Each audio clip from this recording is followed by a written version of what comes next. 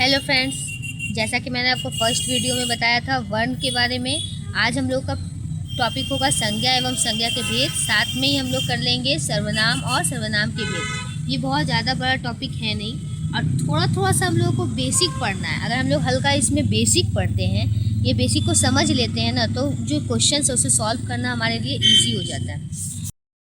तो देखिए, हम लोग वर्ण को फिर से एक बार देख लेते हैं।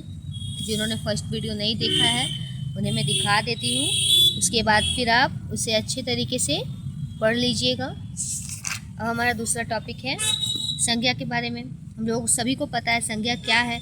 तो संज्ञा किसी भी नाम, किसी भी वस्तु, स्थान, गुण, भाव के नाम को संज्ञा कहते हैं, जो नेमिंग वर्ड होते हैं। इंग्लिश में हम लोग क्या बोलते हैं? नाम। और इसी के भेद क्या है? व्यक्तिवाचक संख्या, जातिवाचक संख्या, भाववाचक संख्या, द्रव्यवाचक संख्या और समूहवाचक संख्या। कहने का मतलब है व्यक्तिवाचक संख्या क्या है? जो स्पेसिफिक नेम है हम लोग का, इंग्लिश में जो होता है स्पेसिफिक नेम। जातिवाचक संख्या क्या है? Common name. भाववाचक संख्या फीलिंग्स है या फिर क्वांटिटी के बारे में बता रहा है। जो हमारा द्रव्यवाचक संख्या है, ये क्या है? ग्रुप, मतलब पदार्थ को बोध करता है, पदार्थ के बारे में बताता है, किसी भी ग्रुप के बारे में बताता है। और समूहवाचक संख्या क्या है? जो किसी के समूह के बारे में बता रहा हो, चाहे वो हमारा मटेरियल्स का हो, सब्सटेंस का हो, किसी का भी हो। तो यहाँ तक है कि संज्ञा हमारा क्या है, समझ में आ गया। संज्ञा में क्या होता है। अब ये जो डे 3 का हमारा है, तो इसे हम लोग आज ही देख लेंगे। कोई ज़्यादा बड़ा टॉपिक है नहीं। अब एक एक या दो मिनट का मैं क्या टॉपिक बनाऊँ, इसलिए मैं साथ में कर दे रही हूँ। संज्ञा के स्थान पे हम लोग जिस शब्द का यूज़ करते हैं, प्रयोग करते हैं, उसे सर्वनाम कहते हैं। इंग्लिश में क्या बोलते हैं इसको? हम लोग प्रोनाउन बोलते हैं।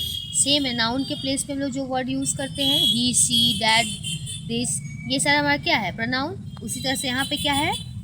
सर्वनाम। सर्वनाम में हम लोग का कौन सा यूज़ करते हैं? वह, वे, अपना, स्वयं, ये सारा जो वर्ड है हम लोग का उसका। तो इसमें भी देखिए इसके भेद हैं। पुरुषवाचक सर्वनाम क्या है? जो बोलने वाले या सुनने वाले अन्य व्यक्ति को बोध करता है, मतलब तुम, मैं, वह, वे, सब, जिसको ही, सी, इट, ये सारे करते थे ना, वो है इंग्लिश का। अब हम लोग का क्या है? निजवाचक। निजवाचक सर्वनाम क्या है? जो स्वयं का बोध कराता है, मतलब अपना। इंग्लिश में आई, मी, हिंदी में क्या हो जाएगा? अपना, स्वयं। निश्चयवाचक जो संकेत देता है, दिस, दैट, जो हम लोग का था ना, यह, वह, संकेत करने वाला। प्रश्नवाचक पता है, इंट्रोगेटिव, क्वेश्चन मार्क वाला हमारा है। अनिश्चयवाचक क्या है? अनिश्चयवाचक है जब लोग किसी प्राणी, वस्तु या कोई और को संकेत करते हैं, जैसे कोई, कुछ, किसी, थोड़ा सा। इसका एक और है संबंधवाचक सर्वनाम। जब किसी का संबंध बताते हैं, जैसे उससे, जिसका, उसका। अब ये क्या है? ये हमारा निश्चयवाचक और अनिश्चयवाचक में ना कुछ भेद है। जैसे गुणवाचक क्या है हमारा? जो गुण बताता है। किसका ये है? विशेषण का। विशेषण क्या है? एडजेक्टिव, मतलब जो शब्द संज्ञा या सर्वनाम की विशेषता बताता है उसे विशेषण कहते हैं। मतलब कुछ ऐसा वर्ड है ना, एडजेक्टिव वर्ड्स, ब्यूटीफुल हमारा हो गया, बिग, स्मॉल, वो जो मतलब बता रहा है कि गुण बता रहा है। अगर सी इज़ अ ब्यूटीफुल गर्ल, तो वो क्या बता रहा है सेंटेंस हमें? कि वो अच्छी लड़की है। तो अब अच्छी जो है ब्यूटीफुल, उसी तरह से ये वह सुंदर लड़की है, तो ये सुंदर शब्द जो है वो क्या होगा? विशेषण है, जो विशेषता बतला रहा है, किसी भी चीज़ के बारे में डिस्क्राइब कर रहा है। उसके टाइप है गुणवाचक, संज्ञावाचक, परिणामवाचक और सर्वनामिक विशेषण।